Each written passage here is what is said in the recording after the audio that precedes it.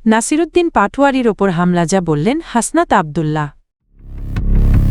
12 ফেব্রুয়ারির বিপ্লব হবে ব্যালটের, জামায়াত আমির। ভোট চুরি ও কেন্দ্র দখলের চেষ্টা করলে হাসিনার পরিণতি হবে হাসনাত। ঐক্যবদ্ধ নেতাকর্মীরা সব ষড়যন্ত্র রুখে দেবে, নাহিদ ইসলাম। রুমিন ফারহানার অভিযোগের বিষয়ে যা বললেন বিএনপি সমর্থিত জুনায়েদ আল হাবিব।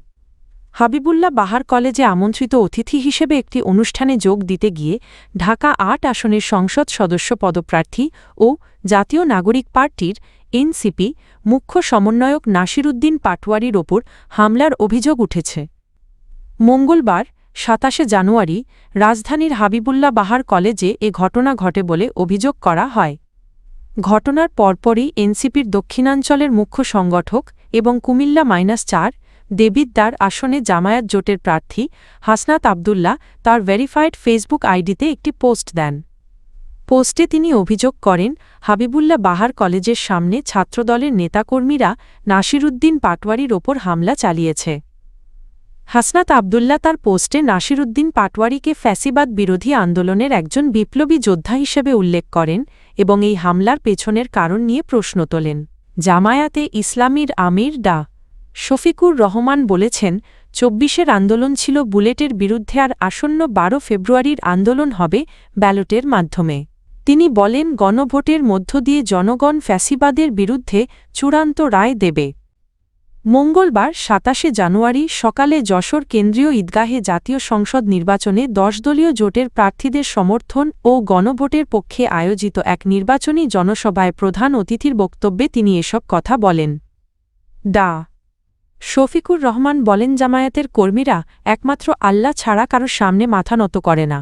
তিনি অভিযোগ করেন, একটি দল একদিকে জনগণকে নানা প্রতিশ্রুতি দিচ্ছে, অন্যদিকে বিরোধী দলের নারী কর্মীদের সঙ্গে অশোভন আচরণ করছে, যা দ্বিচারিতার পরিচয়।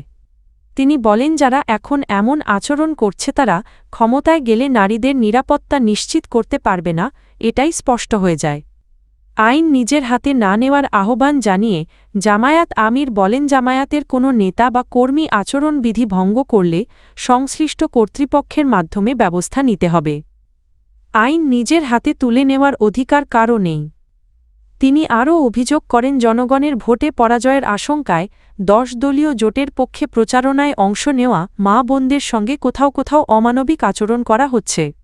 জাতীয় নাগরিক পার্টির এনসিপি দক্ষিণাঞ্চলের মুখ্য সংগঠক এবং কুমিল্লা -৪ দেবিদ্বার আসনে জামায়াত জোটের প্রার্থী হাসনাত আবদুল্লাহ বলেছেন, আসন্ন নির্বাচনে ভোট চুরি ঠেকাতে সাধারণ মানুষই মাঠে থাকবে। মঙ্গলবার ২৭ জানুয়ারি কুমিল্লার দেবিদ্বার উপজেলার সুবিল ইউনিয়নের ওয়াহেদপুর ঘোষাইবাড়ি মাঠে আয়োজিত এক উঠান বৈঠকে তিনি এসব কথা বলেন। হাসনাত আবদুল্লাহ বলেন, ভোট চুরি ও কেন্দ্র দখলের চেষ্টা হলে তা প্রতিহত করা হবে।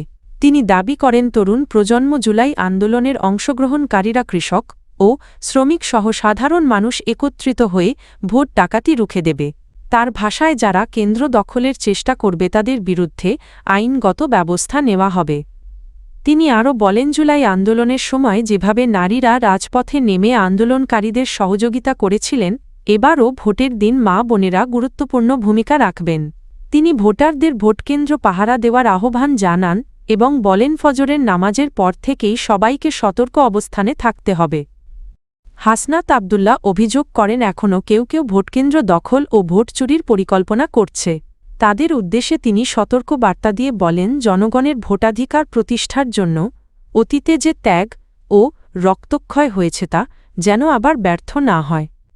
তিনি বলেন, ২৪-এর গণ অভ্যুত্থানে মানুষের আত্মত্যাগ ছিল ভোটাধিকার প্রতিষ্ঠার জন্য, আর সেই অধিকার রক্ষায় এবার জনগণ নিজেরাই দায়িত্ব নেবে। জাতীয় নাগরিক পার্টির এনসিপি আহ্বায়ক ও ঢাকা -১১ আসনের প্রার্থী নাহিদ ইসলাম বলেছেন, একটি দল ধীরে ধীরে অন্য সব রাজনৈতিক দলকে বিলুপ্ত করে একক আধিপত্য কায়েম করেছে। সেই দলের শীর্ষ নেতা তার প্রথম জনসভা শুরু করেছেন বিরোধীদের সমালোচনার মাধ্যমে। সোমবার ২৬ জানুয়ারি রাতে লক্ষ্মীপুরের রামগঞ্জ পাইলট বালিকা উচ্চ বিদ্যালয় মাঠে 11 দলীয় জোটের আয়োজিত পদযাত্রা কর্মসূচিতে প্রধান অতিথির বক্তব্যে তিনি এসব কথা বলেন। নাহিদ ইসলাম বলেন, আগামী 12 ফেব্রুয়ারি ভোটের দিন এনসিপি ও জোটের নেতাকর্মীরা ভোটকেন্দ্র পাহারা দেবেন। তিনি বলেন, মা বোনসহ সাধারণ মানুষ যেন ভয়ভীতি ছাড়াই উৎসবমুখর পরিবেশে ভোট দিতে পারেন তা নিশ্চিত করা হবে। তিনি আরও বলেন, যারা ভোটে বাধা সৃষ্টি করবে বা ষড়যন্ত্রে জড়াবে তাদের বিরুদ্ধে কঠোর প্রতিরোধ গড়ে তোলা হবে। ব্রাহ্মণবাড়িয়া 2, সরাইল আশুগঞ্জ ও বিজয়নগরের 2টি ইউনিয়ন আসনে সদ্য বিএনপি থেকে বহিষ্কৃত স্বতন্ত্র প্রার্থী রুমিন ফারহানার এলাকায় কোনো অবস্থান নেই বলে মন্তব্য করেছেন বিএনপি সমর্থিত প্রার্থী ও জমিয়তে উলামায়ে ইসলামের সহসভাপতি জুনায়েদ আল হাবিব। সোমবার 26 জানুয়ারি সকালে সরাইল উপজেলার শাহবাজপুর ইউনিয়নের দেওড়া গ্রামে গণসংযোগকালে সাংবাদিকদের প্রশ্নের জবাবে তিনি এ মন্তব্য করেন।